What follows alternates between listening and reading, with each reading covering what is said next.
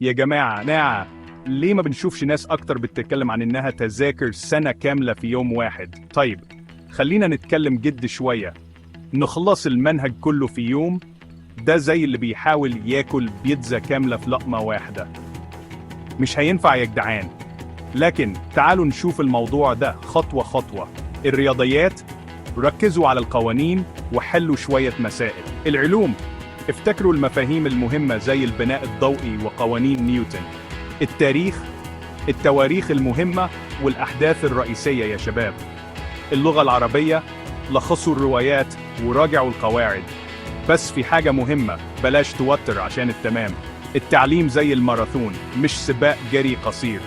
فبدل ما تحشروا نفسكم، حاولوا تراجعوا شوية كل يوم، هتشكروا نفسكم بعدين. وافتكروا كمان إن مفيش مشكلة تاخدوا بريك، دماغكم محتاجة ترتاح برضه. فكله حاجة خفيفة، اتمشوا شوية وخليكم رايقين. هل ممكن تخلصوا المنهج كله في يوم واحد؟ احتمالاً لا. لكن هل ممكن تعملوا أقصى ما في وسعكم؟ أكيد طبعاً. خليكم هاديين ومنظمين وافتكروا أنتوا قدها.